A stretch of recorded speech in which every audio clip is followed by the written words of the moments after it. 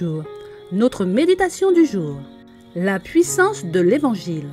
Dans la vision que le bien-aimé disciple eut sur le temps qui devrait précéder le retour du Seigneur, le message de l'Évangile qui prépare les hommes à cet événement est ainsi décrit.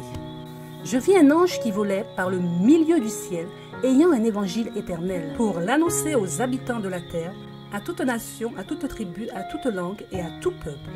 Il disait d'une voix forte: craignez Dieu et donnez-lui gloire, car l'heure de son jugement est venue. Et adorez celui qui a fait le ciel et la terre et la mer et les sources d'eau.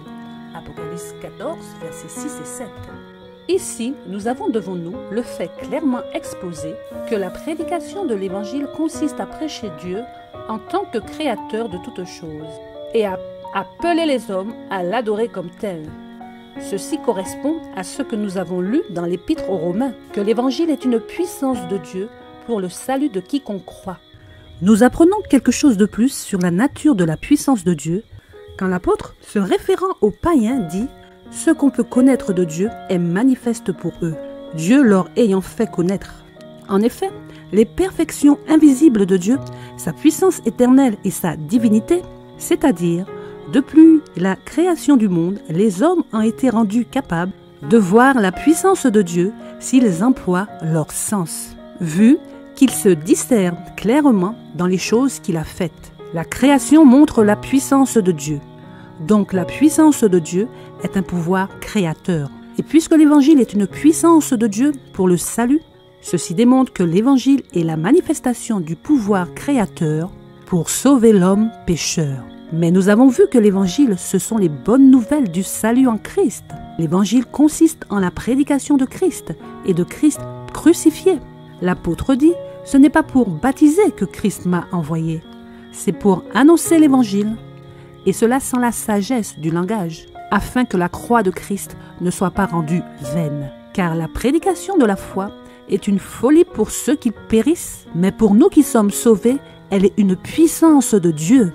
Et aussi, nous prêchons Christ crucifié. Scandale pour les Juifs et folie pour les païens.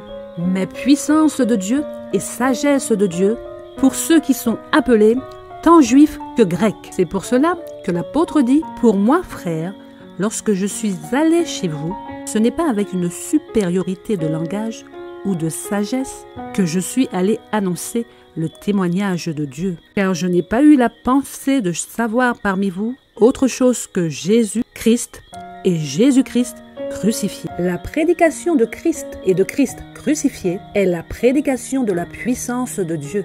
Donc, c'est la prédication de l'Évangile, vu que l'Évangile est la puissance de Dieu.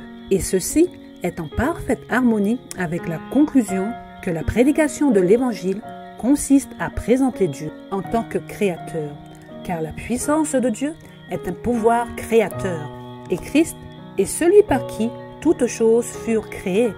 Personne ne peut prêcher Christ s'il ne le présente pas comme créateur. Tous doivent honorer le Fils de la même manière qu'ils honorent le Père. Toute prédication qui omet le fait que Christ est créateur de toutes choses n'est pas la prédication de l'Évangile. Amen.